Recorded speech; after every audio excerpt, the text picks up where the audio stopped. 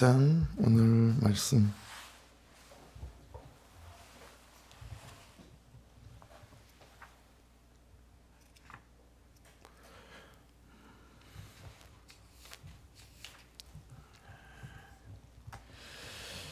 1절부터 4절까지 1절부터 4절까지 같이 읽겠습니다. 온 회중이 소리를 높여 부르짖으며 백성이 밤새도록 통곡하였더라. 이스라엘 자손이 다 모세와 아론을 원망하며 온 회중이 그들에게 이르되 우리가 애굽 땅에서 죽었거나 이 광야에서 죽었으면 좋았을 것을 어찌하여 여호와가 우리를 그 땅으로 인도하여 칼에 쓰러지게 하려 하는가? 우리 처자가 사로잡히리니 애굽으로 돌아가는 것이 낫지 아니하랴. 이에 말하되 우리가 한 지휘관을 세우고 애굽으로 돌아가자 하며. 아멘.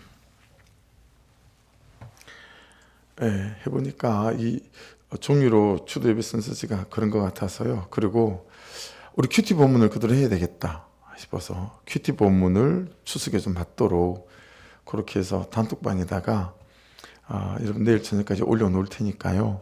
그래서 그냥 그대로 복사 떠서 올려놓을 테니까 그냥 그대로 딱 열면 순서대로 쭉 되도록 그렇게 찬양도 악보를 해서 그렇게 바로 넣어놓겠습니다. 그렇게 해서 주대배가 필요하신 분들이 몇 가지나 되는지 모르지만 그렇게 사시고 안 믿는 가족 또 그런 분들 때는 바로바로 카톡으로 이렇게 전달해서 하면 제일 편하겠다 싶습니다. 광고 그렇게 드리고요.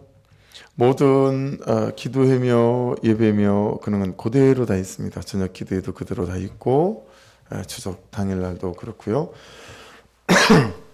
새벽 예배 그대로 있고 그 다음에 10월 월삭은 수요일 새벽에 있고 그렇습니다. 할렐루야. 아멘. 고향들 안 가시고 예배 오셔서 주의 이름으로 축복합니다. 좌우로 인사하십시다. 일당백으로 은혜를 받읍시다. 이렇게.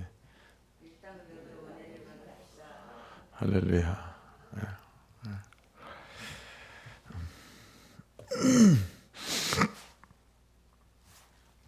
1절하고 3절 오늘 새벽에도 보고 또 지금도 읽어봤잖아요. 그죠?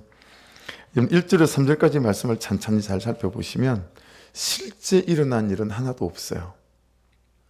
실제 일어난 일은. 자, 2절을 살펴보시면 우리가 애굽 땅에서 죽었거나 여러분 그들이 애굽 땅에서 죽은 거 아니죠?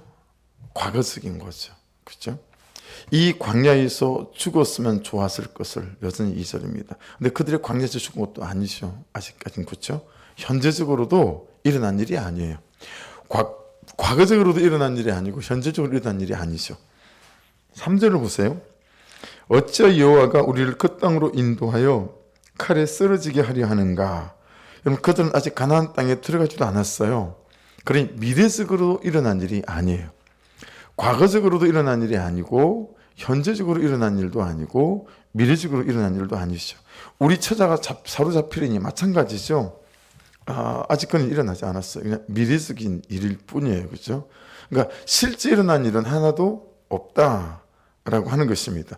이제 이 지점을 중요하게 잘 보셔야 하는 이유는 뭐냐면 내 불신앙이 만들어지는 곳이 어딘가라고 하는 것이기 때문에 그렇습니다. 내 불신앙이 만들어지는 곳이 어딘가, 또 내 불순종이 시작되는 곳이 어딘가라고 하는 거죠. 지금 이스라엘 백성들을 보게 되면 첫째 어디죠? 철저히 현실입니다. 그렇죠? 이 현실 때문에 불신앙이 만들어지고 불순종이 시작이 돼요. 두 번째는 뭐죠? 사람의 말입니다. 사람의 말. 이 10명의 정탐꾼의 말에 의해서 불신앙이 만들어지고 불순종이 시작되어지는 거죠. 그러니까 이 말이 정말 얼마나 중요한지 모르겠어요. 그리고 말은 특히 여러분 불순종이나 불신앙의 말들은 전념성이 굉장히 강하지 않습니까? 급속하고. 그렇죠? 특별히 하나님의 공동체에서 불신앙적인 말, 그렇죠? 이런 말들, 공동체에 대한 또 어떤 대상에 대한 여러분 이런 불신앙 이런 말들은 너무 전념성이 센 거죠. 세 번째 하나는 또 뭐겠어요? 어떤 데서 불신앙이 만들어지고 불신앙이 시작될까요? 두려움이죠. 그리고 염려예요. 오늘 큐티 책에도 두려워하지 말라로 되어 있잖아요. 그러니까 철저히 현실이 우리 불신앙이 만들어지는 곳이고요. 불신앙이 시작되는 곳이기도 하고 또 사람의 말이 그렇습니다. 그리고 두려움이나 염려도 마찬가지입니다. 여러분 뒤집어 보면 내 믿음이 만들어지는 곳은 그럼 어딜까? 내 믿음이 만들어지는 곳. 내 믿음이 시작되는 곳은 어딜까? 라고 하는 것도 한번 묵상해 보시게 되면 여러분 스스로 대답을 얻을 수 있을 거라고 봐요. 여러분, 이 이스라엘 백성들의 불신앙이 만들어지고 또 불신앙이 시작된 건 말씀이 아니죠. 그렇죠? 여러분 말씀을 잘 보시면 단 한 번도 그들은 현실을 믿는 믿음보다 하나님을 믿는 믿음이 컸던 적이 없어요. 항상 현실을 믿는 믿음이 하나님을 믿는 믿음보다 커요. 네. 광야 여정 중에 그들은 단 한 번도 사람의 말보다 하나님의 말씀을 믿는 믿음이 컸던 적이 없습니다. 현실을 객관적으로 보고 현실을 직시하는 것하고는 다른 얘기죠, 지금. 그죠? 여러분, 이미 우리가 어제 살폈던 13장 말씀을 보면 더 확실해져요. 13장 28절. 그러나 그 땅 그 주민은 강하고 성읍은 견고하고 심히 클 뿐 아니라 거기서 안악 자손을 보았으며 32절. 우리가 두루 다니며 정탐한 땅은 그 주민을 삼키는 땅이요 거기서 본 모든 백성은 신장이 장대한 자들이며 33절. 거기서 네피림 후손인 안악 자손의 거인들을 보았나니. 여러분 10명의 정탐꾼들의 말을 통해서 들리는 사람의 말, 사람의 목소리는 7가지 정도 된다고 봐요. 그 땅 그 주민은 강하다. 성읍도 견고하고 성읍도 심히 크고 우리는 참나무에 붙은 메뚜기 정도로 여겨지는 장대한 안옥 자손이 살더라. 5번째는 우리가 두루다니며 정탐한 땅은 그 거주민을 삼키는 땅이더라 라는 거예요. 여러분 이게 삼킨다라는 이 단어는 아칼이라는 단어거든요. 예, 다 그냥 쉬운 우리가 쓰는 쉬운 속된 표현으로 말하면 게임이 안 된다라는 거예요. 예, 잽이 안 된다. 삼킨다라고 하는 게. 예. 우리한테로 가져와서 얘기해 보면 그들의 학벌을 이길 수 없다. 그들의 부모들이 물려준 유산 당할 수가 없다. 그들은 출발점 자체가 다르더라.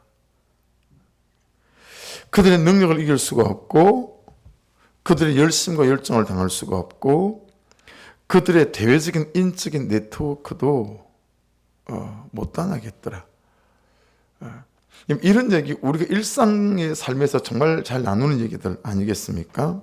그렇죠? 이게 그 거주민을 삼키는 땅이다. 아칼에 들어있는 의미예요. 6번째는 어떤 거겠어요? 거기서 본 모든 백성은 신장이 장대한 자들이더라. 7번째는요. 거기서 네피림 후손인 안악 자손의 거인들을 보았다라는 거죠. 심지어 여러분 33절 마지막 말은요. 우리는 스스로 보기에도 메뚜기 같으니 그들이 보기에도 그와 같았을 것이니라. 여러분 이 마지막 말은 보면 순전히 자기 견해죠. 자기 판단이고요. 그리고 자기 결정이고요. 자기 선택이에요. 그렇죠? 그들이 가나안 땅의 사람들에게 저기 있잖아요. 우리 어때 보입니까? 당신들이 볼 때 물어본 적 없어요. 그리고 그들이 이스라엘 백성들을 보고 니네들 일로 와봐라. 니네들은 어떻게 메뚜기 같니? 이런 말을 한 적이 없어요. 그냥 내 생각인 거예요. 내 견해인 거예요. 그렇죠? 내 지레짐작이고, 그렇죠? 자격지심인 거예요. 그냥 내가 그렇게 생각한 내 견해와 내 결정과 내 판단이었다라고 하는 거죠. 여러분, 그들이 이스라엘 백성들이 말이에요. 나에 대하여 어떻게 생각하는 것입니까? 작다라고 생각하는 거예요. 예, 난 모자란다라고 생각하는 거죠. 난 안 된다라고 생각하는 거죠. 여러분 그들 자신뿐 아니라 그 얘기는 하나님에 대하여도 어떻게 생각하는 거죠? 작다라고 생각하는 거죠. 예. 여러분 사실은 엄밀히 따지면 하나님에 대하여 작다라고 생각하지도 않는 것 같아요. 이 사람들을 보면 하나님은 계산에 넣지도 않아요. 그렇죠? 그들의 계산에 하나님이 없습니다.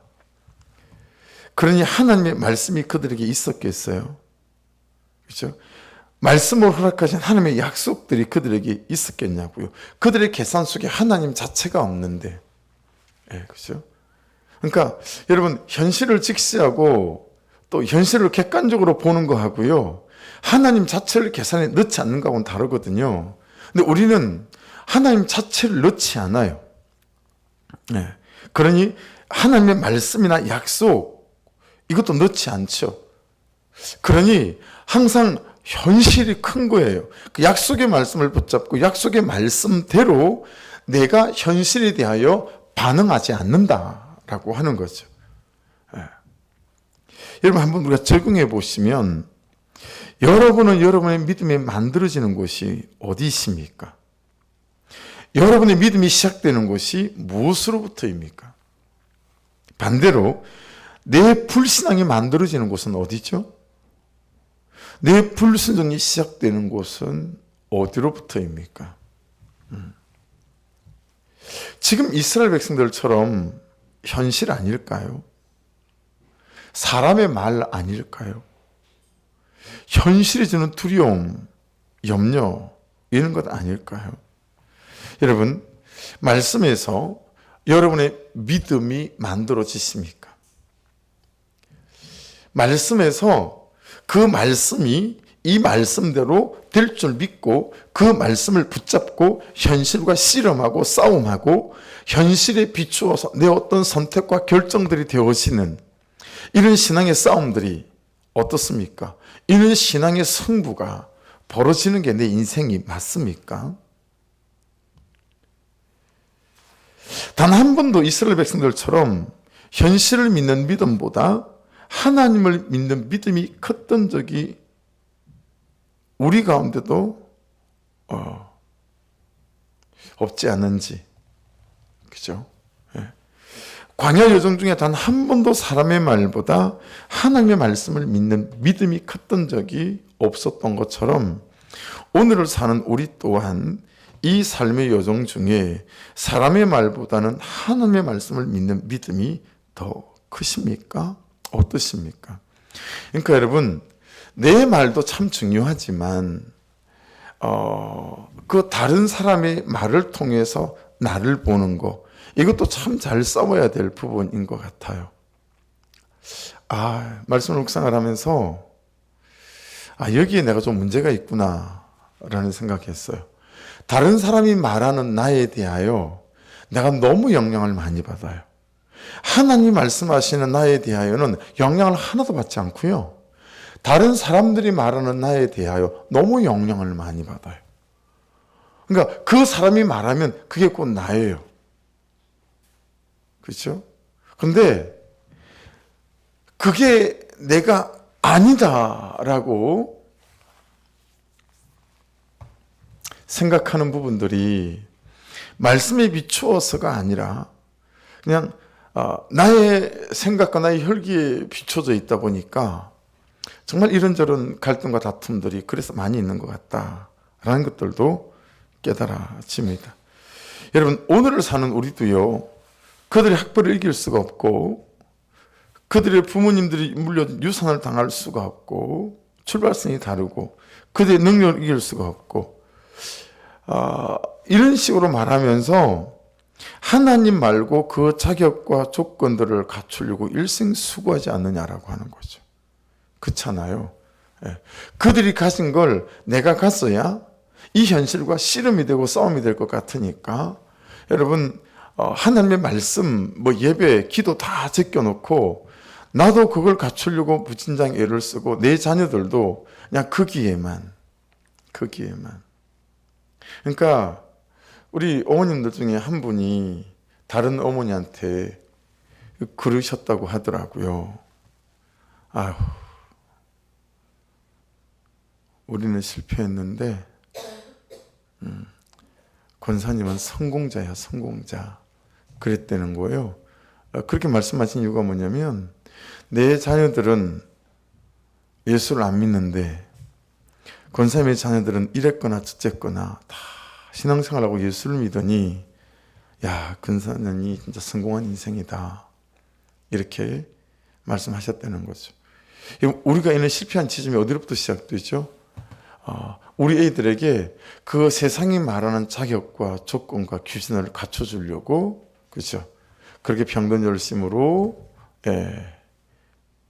공부에 그렇죠? 이기고 또 이기게 하는 일에 우리가 정말 헌신되어졌던 거죠. 그게 정말 죄라고 인정이 되어지는 거죠. 근데 여러분, 말씀은 이런 그들에게, 이스라엘 백성들에게 또 이렇게 오늘을 사는 우리에게 하신 말씀이 있습니다. 마태복음 2장 6절인데요. 마태복음 2장 6절. 또 유대 땅 베들레헴아, 너는 유대 고을 중에서 가장 작지 아니하도다. 내게 산 다스리는 자가 나와서 내 백성 이스라엘 목자가 되리라 하였음이니이다. 이게 미가서 5장 1절을 이제 인용한 거거든요. 마태복음에서 이렇게 되어져 있습니다. 미가서 5장 1절 메시지 바이블로 읽어볼게요. 유대 땅 베들레헴아, 너는 더 이상 뒤만 따르지 않을 것이다. 내게서 지도자가 나와 내 백성 이스라엘을 다스리는 목자가 될 것이다. 여러분, 예수님 때문에요, 베들레헴 땅이 그렇게 된다라고 하는 말씀이거든요. 여러분, 예수님 때문에 베들레헴이란 땅이 더 이상 뒤만 따르지 않는 땅이 된다면 예수의 목숨값을 받은 우리야 무슨 말을 더 보탤 게 있겠는가 라고 하는 거죠. 그러니까 지금 말씀은 우리에게 야, 넌 작지 않다? 라고 말씀의 곳곳에서 말씀하고 있다 라고 하는 거죠. 그러니 여러분, 내가 작은 것이 중요한 것이 아니라, 모자라는 것이 중요한 것이 아니라 믿음으로 그것을 붙잡는 것이 너무 중요하다라고 하는 거죠. 믿음으로 그것을 바라보는 것이 너무 중요하다라고 하는 것 아니겠어요? 이 10명의 정탐꾼이 그 길 보는 순간 너무너무 자기들이 초라하고 작게 여겨진 거죠. 이런 경험이 있으세요? 17살에 취직을 18살에 취직을 했군요. 취직을 해가지고 이제 회사에는, 그래서 여러분, 제가 하는 정도는 한 6층, 7층 정도 되는 정도의 여관, 그 다음에 한 12층 정도 되는 아파트, 그리고 주로 많이 하는 게 5층 빌라, 그리고 간간히 방배동이나 남태령이나 사동동의 고급주택, 이 정도가 제가 일을 하는 건물의 스케일이었어요. 그랬는데 어느 날 갑자기 지구훈련소에서 같이 기술을 배웠던 그 형은 단국대를 졸업하고 그 일 또 들어왔더라고요. 대학교 졸업한 사람이 이용길이라고 하는 형인데 되게 똑똑해요. 근데 이 형은 대전에 취직을 했는데, 이 형 집이 공주거든요. 집 근처 대전에 취직을 했는데 대학 나왔죠. 머리 잘 돌아가죠. 되게 탁월하니까 사장님에 딱 찍힌 거죠. 그래서 금방 그냥 현장 근무가 아니고 내근 근무로 돌아섰어요. 그래서 이제 그냥 직원들을 관리하고 그리고 또 일 스케줄을 정리하고 하는 그냥 완전한 그냥 기사가 되고 사장님이 딱 오른팔을 두고 쓰는 사람이 된 거죠. 이 형이 밤에 퇴근 시간쯤 돼서 저를 찾아왔어요. 그럼 그때는 술을 먹을 때니까 근산집에서 술을 먹고 밤 12시가 다 돼서요, 택시를 한 대를 대절을 하더니 택시를 태워서 대전까지 가는 거예요. 서울 방배동에서 택시를 타고 대전까지 가는 거예요. 도착하니까 그냥 어스름한 새벽이에요. 새벽녘까지 술을 마시다 간 것 같아요. 어스름한 새벽녘인데 그 새벽녘부터 그 택시를 탄 그대로 택시를 가지고 현장을 한 8군데를 도는데요. 가보니까 병원이에요. 한 현장은 병원. 여러분, 이게 기술자잖아요, 제가. 그러니까 제가 하는 건 5층짜리 빌라 정도인데 첫 현장이 여러분 한 20층 가까이 되는 큰 병원에 가는데 내가 다루는 파이프 자체가 다른 거예요. 난 요만한 거 다루는데 그냥 이런 파이프들이 그냥 전부 다 라인이 짝짝 깔려 있는데 그냥 입이 쪽쪽 벌어지고 압도되는 거죠. 그 다음에는 호텔, 그 다음에는 뭐 아파트, 그런 굵직굵직한 산업 현장, 건물 현장만 싹 돌고는 그 형이 한다는 말이, 너 일로 와라. 지금 월급에 3배를 주마. 스카우트하러 온 거예요. 여러분, 혹 해가지고요. 그날 저녁 돌아가자마자 우리 사장님한테 저 회사 그만둘랍니다. 이직하렵니다. 그런 거죠. 월급 많이 주고 좋은 데 간다니까 좋긴 한데 스카우트까지 하러 왔으니까 한편으로는요, 그 일에 압도당해가지고요, 제가 무서운 거예요. 너무너무 제가 제 기술이 하잘 것 없고, 가서 과연 내가 능력이 될까, 저 일을 할 수 있을까, 이런 생각도 들고. 여러분, 10명의 정탐꾼이요, 가나안 땅에 들어가서 그걸 보는 순간 완전히 압도당한 거예요. 그렇죠? 그러니 믿음으로 하나님을 바라보고 어쩌고, 믿음으로 나를 바라보고 어쩌고 할 엄두가 나지 않는 것이죠. 나는 메뚜기다. 맞습니다. 현실에 비추면 메뚜기 맞습니다. 나만 보면 그렇다라고 하는 거죠. 나에게서 예수 빼버리고, 나에게서 복음 빼버리고, 나에게서 하나님 빼버리고, 내게서 약속의 말씀 빼버리면 여러분, 그들도 메뚜기 맞고 오늘을 사는 저와 여러분도 메뚜기 맞아요. 정말 아무것도 아니죠. 그렇죠? 여러분, 얼마나 여러분 돈 많이 버는 사람들이 많습니까? 그렇죠? 뭐 생각도 못 하잖아요. 돈을 막 버는 게. 그렇죠? 그 미국 야구팀 샌디에고 김하성 선수는 그 팀에서 여러분 연봉이 제일 적다 하는 그런 선수이거든요. 근데 여러분 연봉이 제일 적은 선수가 올 한 해 받는 돈이 100억이더라고요, 연봉. 이거 뭐 말도 안 되는 게 아닙니까? 그죠? 우리는 1억도 못 버는데. 1,000만 원도 보자. 계산해 보자. 80만 원, 800만 원, 1,000만 원도 안 되네. 나는. 근데 그 선에 100억으로 보자. 여러분, 하나님 빼고 못 빼면 정말 메뚜기 맞다니까요. 메뚜기 맞는 거예요. 하지만 그런 메뚜기 같은 나에게 약속의 말씀을 믿는 믿음을 놓고 말하고, 메뚜기 같은 이 현실 속에 나와 함께 하시는 하나님을 믿는 믿음을 놓고 말하고, 메뚜기 같은 나의 연약함이나 모자람, 우그러진 나의 삶 속에 여러분 복음을 놓고 말하면 우리가 작지 않다라는 거, 여러분 우리가 인정되지 않습니까? 그죠?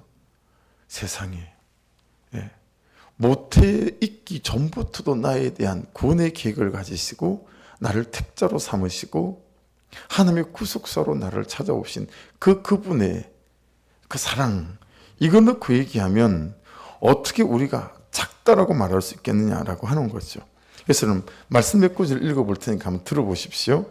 누가복음 16장 10절인데요. 지극히 작은 것에 충성된 자는 큰 것에도 충성되고, 지극히 작은 것에 불의한 자는 큰 것에도 불의하니라. 여기에 충성은 피스토스입니다. 신약성경에 너무 많이 나오는 피스토스, 믿음이에요. 그러니까 작은 것을 믿는 자는 큰 것도 믿는다라는 거예요. 그렇죠? 사랑하는 여러분, 우리는 현실이 아니라 나에게 허락하신 말씀을 믿는, 그냥 요만한 스치는 감동과 약속의 말씀이라도 그것을 믿는 그 믿음이 우리로 하여금 믿으면 생물이니까 자라나게 만들어서 큰 것을 보고 큰 것을 믿게 되어지는 그 은혜가 자라게 되어지는 저와 여러분 될 수 있기를 주의 이름으로 축복합니다. 누가복음 19장 17절입니다. 주인이 이르되 잘하였다 착한 종이요, 내가 지극히 작은 것에 충성하였으니, 마찬가지로 피스토스입니다. 지극히 작은 것을 믿었으니 열 고을 권세를 차지하라 하고. 누가복음 12장 26절입니다. 그런즉 지극히 작은 것이라도 능치 못하거든 어찌 그 다른 것을 염려하느냐. 마태복음 5장 19절입니다. 그러므로 누구든지 이 계명 중에 지극히 작은 것 하나라도 버리고 또 그같이 사람을 가르치는 자는 천국에서 지극히 작다 일컬음을 받을 것이요 누구든지 이를 행하며 가르치는 자는 천국에서 크다 일컬음을 받으리라. 요즘은 가르치는 이 단어에 제가 굉장히 막 예민합니다. 가르치다 이 단어에. 근데 이 마태복음 5장 19절에 또 이 말씀을 보면서 또 깨닫는 바가 있더라고요. 예. 지극히 작은 것 하나도 버리고 또 그같이 사람을 가르치는 자도 천국에서 지극히 작다 일금을 받을 것이요. 야, 가르치는 거 잘 가르쳐야 되는 거구나. 예. 마태복음 25장 40절입니다. 임금이 대답하여 가라사대 내가 진실로 너희에게 이르노니 너희가 여기 내 형제 중에 지극히 작은 자 하나에게 한 것이 곧 내게 한 것이니라 하시고. 네. 그러니까 한 사람 한순간 여러분이 붙잡는 그런 일들을 너무 사소하게 생각하고 아무것도 생각하지 않아서 그게 마음을 실지 않고 정성을 실지 않고 기도를 실지 않고 믿음을 실지 않고 그냥 맨날 있는 일모 맨날 하는 일모 그리고 이러면 그 순간을 지나가 버리고 그 일을 지나가 버린다면 아무것도 아닌 거예요 진짜. 그런데 설거지 하나 청소 하나 가정의 물건 정돈하는 것 하나 주부로서 아내로서 남편으로서 여러분 내가 하는 그 사소한 일들을 그냥 작다 생각하고 그냥 지나가지 않고요. 이 일이 나의 부르심이요 보내심이다라고 생각하고 거기에 여러분 믿음을 집어넣고 중심을 집어넣고 진심을 집어넣고 그 삶의 순간을 지나가게 된다면 전혀 다른 결과들이 우리에게 오게 된다라고 하는 것입니다. 그러므로 누구든지 이 계명 중에 지극히 작은 것 하나도 버리고 또 그같이 사람을 가르치는 자는 천국에서 지극히 작다 일컬음을 받을 것이요 누구든지 이를 행하며 가르치는 자는 천국에서 크다 일컬음을 받으리라.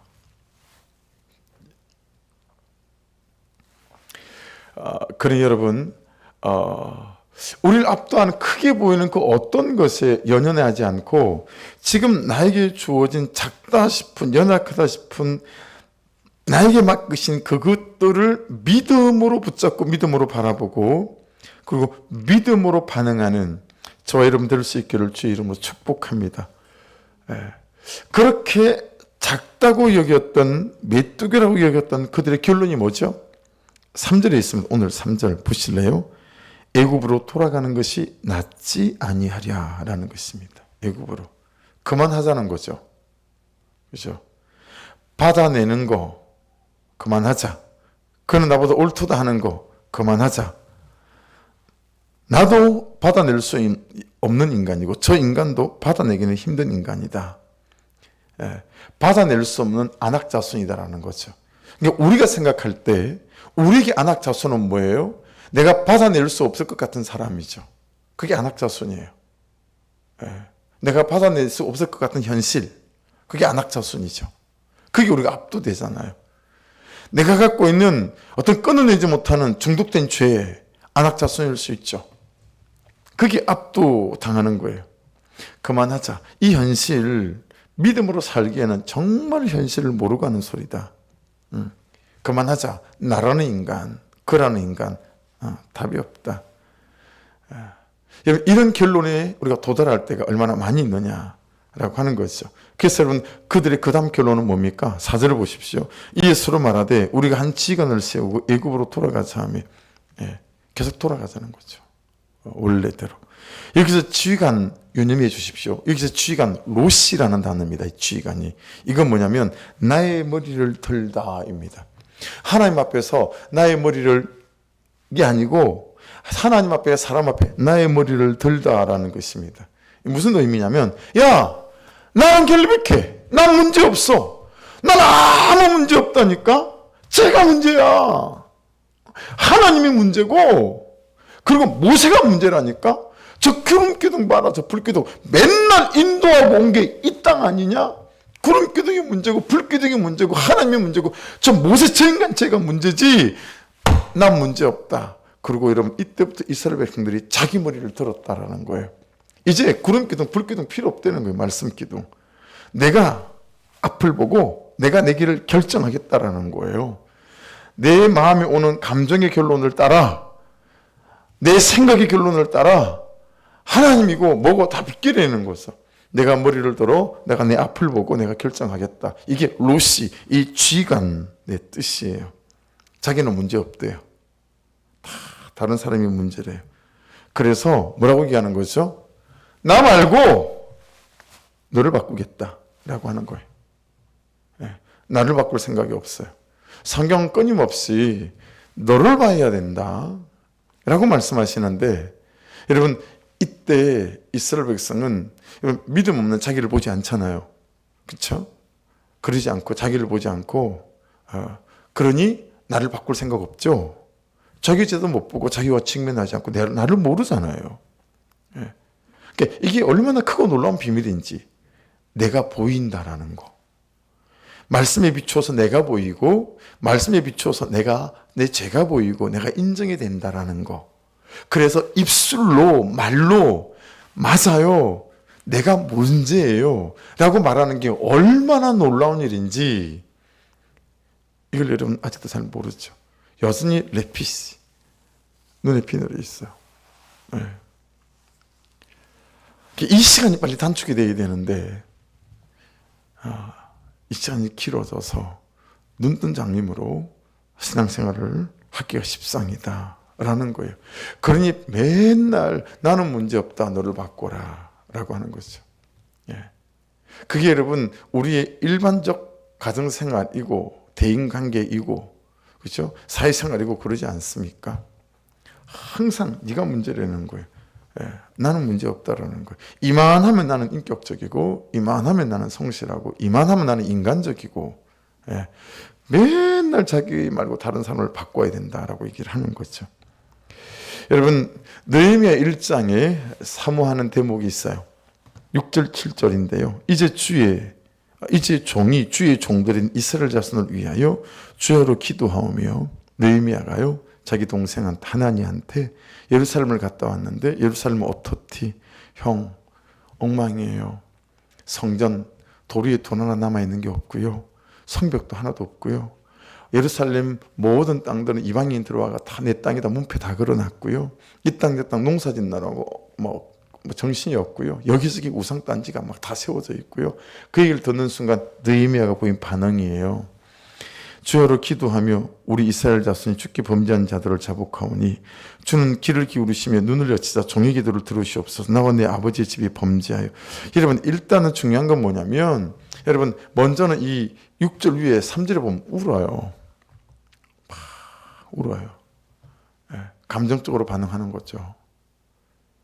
근데 그 다음 반응은 뭐죠? 영적인 반응을 하는 거예요, 느헤미야가. 근데 우리는 대부분 이 영적인 반응을 잘 하지 않아요. 왜 그럴까요? 영적인 반응을 하지 않는 이유는 네가 잘못됐다라고 생각하기 때문에 그래요. 감정적인 반응한 사람들은 전부 다 그렇게 반응하거든요. 네 잘못이다. 근데 여러분, 나를 보고 내 죄가 보이는 사람은 영적인 반응을 합니다. 그것이 금식이고 기도고 통회고 자복이죠. 그래서 느헤미야가 영적인 반응을 하는 거예요. 3일을 금식하며 울면서 기도해요. 근데 여러분 그가 말하는 걸 보십시오. 종의 기도를 들으시옵소서. 나와 내 아버지의 집이 범죄하여. 민족의 죄를 자기의 죄로 여겨준 거 아니고, 불쌍하다, 내가 좀 그렇게 줄게 뭐 이런 게 아니라 그냥 그 죄가 내 죄입니다라고 지금 느헤미야가 기도하는 것이다 라고 하는 것이죠. 그래서 7절에 이렇게 말해요. 주를 향하여 크게 악을 행하여 주께서 주의 종 모세에게 명하신 계명과 율례와 규례를 제가 지키지 아니하였나이다, 이렇게 고백하는 거죠. 이게 오늘 이 민수기 14장의 이스라엘 백성들과 너무 맞닿아 있죠.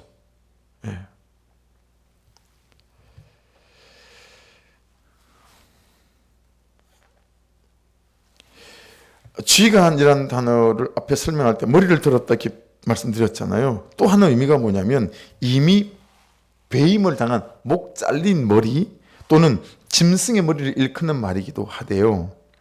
그러니까 무슨 얘기냐면 불기둥 버리고 구름기둥 버리고 말씀기둥 버리고 사람의 생각과 현실과 필요를 이제 우리의 목적으로 삼으십시다, 이런 의미거든요.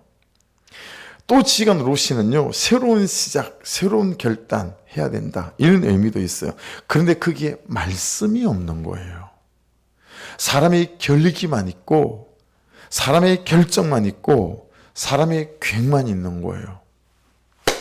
새 첫날이니까, 새 달의 첫 시작이니까 이제 추석 세고 제대로 한번 뭔가 해봐야지, 이런 생각 할 만하지 않습니까? 6일이나 쉬니까 해외여행을 가는 사람, 네, 그죠? 뭐 아니면 국내라도 여행 가는 사람, 내 주변에도 한두 사람이 아닌 것 같아요. 여행 가는 사람들이. 그 사람들이 그런 생각하고 여행 가지 않을까요? 이제 추석 잘 쉬고 와서 제대로 한번 해봐야 되겠다. 이 전부 사람의 결기고 사람의 결단이고 결정이죠. 사람의 계획만 있는 거예요. 로시는 그런 거라는 거예요. 2절, 3절, 4절을 다시 읽어드릴게요. 이스라엘 자손이 다 모세와 아론을 원망하며 온 회중이 그들에게 이르되 우리가 애굽 땅에서 죽었거나 이 광야에서 죽었으면 좋았을 것을 어찌 여호와가 우리를 그 땅으로 인도하여 칼에 쓰러지게 하려 하는가. 우리 처자가 사로잡히리니 애굽으로 돌아가는 것이 낫지 아니하랴. 이에 서로 말하되 우리가 한 시간을 세우고 애굽으로 돌아가자 하며. 예. 중요한 것은요, 딱 이때 하나님이 작정하고 해 놓으신 일이 어땠느냐라는 거예요. 그러니까 이스라엘 백성은 아낙 자손 보고, 그죠? 헤브론 땅 보고 뭐 완전히 그냥 압도당했지 않습니까? 근데 이때 진짜 하나님이 준비해 놓고 예비해 놓은 건 어떤 거였냐고요. 그 여호수아 2장에 이제 여호수아가 정탐꾼을 2명을 보내지 않겠어요? 근데 발각이 돼요. 도망을 가다가 기생 라합의 집으로 도망을 가게 되고, 기생 라합이 언론 지붕 위에 3대 속에다가 그 사람들을 숨기죠. 그리고 돌아가고 난 다음에 보초병들이 돌아가고 난 다음에 그 여리고 여호수아가 보낸 그 정탐꾼 2명에게 기생 라합이 하는 말이에요. 근데 이건 40년이 지난 다음에 들었던 말이니까 사실은 40년 전에 그들이 어떤 상태였는지, 그들은 아낙 자손에게 압도당해서 있을 그때 하나님이 정말 예비하시고 작정해 놓은 건 어땠는지를 알 수 있는 대목이죠. 들어보십시오. 기생 라합이 말하는 겁니다. 말하되 여호와께서 이 땅을 너에게 주신 줄을 내가 아노라. 우리가 너희를 심히 두려워하고 이 땅 주민들이 다 너희 앞에서 간담이 녹나니 이는 너희가 애굽에서 나올 때에 여호와께서 너희 앞에서 홍해물을 마르게 하신 일과 너희가 요단 저쪽에는 아모리 사람이 두 왕 시온과 오게게 행한 일, 곧 그들을 전멸시킨 일을 우리가 들었음이니라. 우리가 듣자고 마음이 녹았고 너희로 말미암아 사람이 정신을 잃었나니 너희 하나님 여호와는 위로는 하늘에서도 아래로는 땅에서도 하나님이시니라. 이게 하나님이 해놓으신 일이었어요. 40년 전에. 이스라엘 백성들은요, 헤브론의 크기를 보고 아낙 자손을 보고 그들의 강함을 보고 그인을 보고, 그렇죠? 그랬는데 정작 가나안 땅에 살던 헤브론 사람과 아낙 자손들은 무엇을 보았습니까? 하나님을 보았고요, 하나님이 하신 일을 보았고요, 하나님과 함께 하시는 이스라엘 백성들을 본 거예요. 야, 여러분, 그 전율 일어나지 않습니까? 서로 본 게 완전 달라요. 이스라엘 백성들이 봐야 될 거를 못 보고 이스라엘 백성들은 딴 것만 본 거예요. 근데 정작 가나안 땅에 사는 사람들은 하나님을 보고 하나님께서 하신 일을 보고 하나님과 함께 하시는 이스라엘 백성들을 본 거죠. 여러분, 이룰 수 있어요. 우리는 현실에 압도당하잖아요. 근데 이 현실은 하나님을 알고 하나님이 하신 일을 알고 우리와 함께 하시는 하나님을 아는 줄 믿습니다. 이걸 생각하니까 내가 도대체 뭐에 주눅들어 사는 거지라는 생각이 드는 거 있죠. 그렇죠?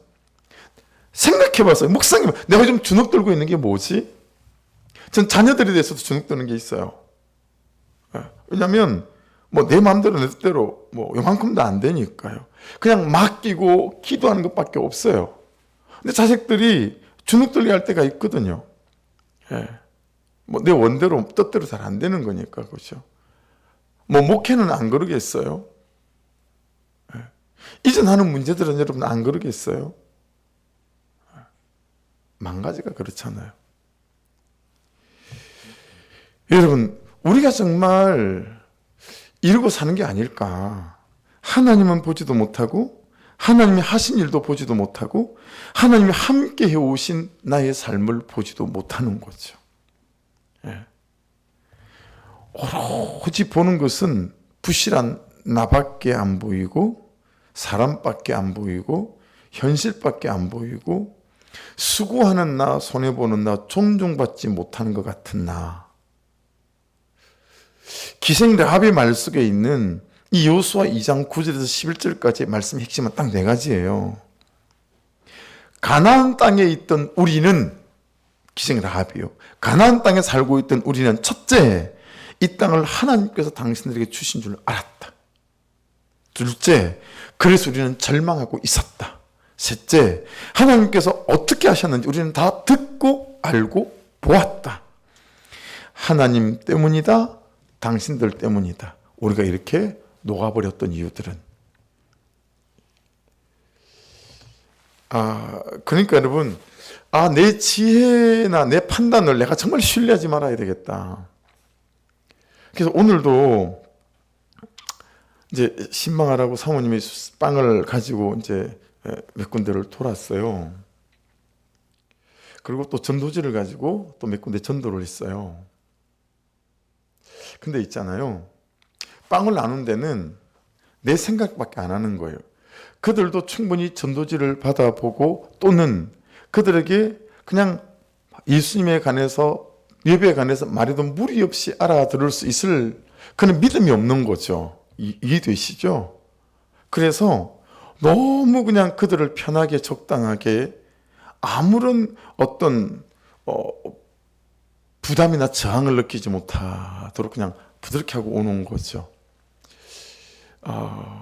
근데 물론 이제 제가 전도지를 가지고 가서 전도지를 나눈 사람들은 전도지만 가지고 갔죠. 그리고 그들에게는 오히려 복음을 나누는 거죠. 다 제 견해고 제 판단이고 제 생각이다라고 하는 거죠. 하나님이 그들 속에 하실 일들에 대해서 여러분, 그건 다 빼놓고 내 판단과 내 생각 안에서만 움직인다 라고 하는 거. 예. 그것이 내일 우리 어머니 돌아가시고 우리 처가쪽 가족들이 처음 모이거든요. 예수 믿는 사람보다 안 믿는 사람이 더 많아요. 3분의 1은 예수 안 믿죠. 예수 믿는 사람이 몇 사람 안 돼요. 진짜 몇 사람 안 되네요. 저랑 우리 아내랑 우리 자녀 몇 사람 외에는 다 안 믿죠. 예. 근데 아내가 첫 어머님 돌아가신 거 보니까 추도 예배를 해야 된다. 제가 부담이 되는 거예요. 야, 추도 예배할 때 그 사람들이 반응이 어떨까? 정말 별로지 않을까? 어머님을 기독교식으로 장례식으로, 우리 어머님은 또 명예 권사이기도 하니까 하는 거 너무 마땅하고 당연해 보임에도 불구하고, 여러분 제가 생각하는 건 뭐예요? 하나님이 해놓으신 일, 하실 일에 대해서는 전혀 생각이 없고, 그렇죠? 내가 생각하는 부분에서만 그냥 생각하는 거죠. 여러분, 이런 일들이 우리에게는 참 비일비재하다 싶어서 이 본문이 제게 참 여러 가지로 많이 깨닫게 해서, 야, 내가 진짜 가데스 바네아에서 이스라엘 백성하고 참 많이 닮았구나. 이 고백을 하지 않을 수가 없는 거 있죠. 여러분, 다 아는데, 세상이 다 아는데 정작 이스라엘 백성 그들만 말씀이 말하는 자신들이 누구인지 자기들을 모르는 거예요. 말씀에 직면하지 않으면 보이는 것도 안 보이는 것이 되고, 말씀에 직면하면 안 보이는 것도 보이는 것이 되고요. 말씀으로 나를 보지 못하면 있는 것도 없는 것이 되고, 말씀으로 나를 보면 없는 것도 있는 것이 될 줄 믿습니다. 그렇게 이 믿음이 그들의 운명을 갈라놨어요. 그렇죠? 가나안 땅의 주민들이 되었을 그들이 여러분 광야의 떠돌이가 되는 거예요. 그리고 다 광야에서 죽었고 40년 뒤에 그들의 자손들이 이 기생 라합의 고백을 듣게 된 겁니다. 여러분, 우리가 지금 나의 이 문제에 대해서 그렇게 하고 있지 않을까? 우리가 지금 우리 각자의 이 사람에 대해서 그렇게 하고 있는 건 아닐까? 오늘 본문의 7절 이스라엘 자손의 온 회중에게 말하여 이르되 우리가 다니며 정탐한 땅은 심히 아름다운 땅이라. 우리 각자의 인생이라는 땅, 삶이라는 땅이 성경적인 정의라고 믿습니다. 여러분의 인생의 땅은 심히 아름다운 땅인 줄로 믿습니다. 이미 말이죠. 할렐루야. 해서 새벽에 말씀드린 것처럼 하나님이 나의 이유가 되는 날, 하나님이 나의 가나안 땅이 되는 날, 그날부터 내 시간, 내 순간, 내 삶, 나의 사역하는 모든 날의 모든 순간이 갈렙이 말하는 심히 아름다운 땅이 정말 되어질 것이다 라고 하는 것입니다. 8절 여호와께서 우리를 기뻐하시면 우리를 그 땅으로 인도해 들이시고 그 땅을 우리에게 주시라. 이는 가인 젖과 꿀이 흐르는 땅이니라. 여러분, 여호와께서 우리를 기뻐하시는 건 뭘까요? 하나님을 믿는 우리의 믿음인 줄로 믿습니다. 아멘. 여호와께서 우리를 기뻐하시면 그 땅으로 인도해 들이신대요. 그럼 여호와께서 우리를 기뻐하시는 것은 하나님 그분을 믿고 약속을 믿는 믿음인 줄로 믿습니다. 그러니 여러분, 현실이 아니라 약속의 말씀을 믿는 이 믿음으로 주눅들지 마시고, 여러분, 이미 그들이 녹아있고 이미 망했다, 들어오기만 하면 끝이다라고 있을 그 삶에 하나님이 약속한 여정 속으로 여러분 믿음을 가지고 덤비시고 들어가시는 돌아서지 않는 은혜가 있기를 주의 이름으로 축복합니다. 기도하겠습니다.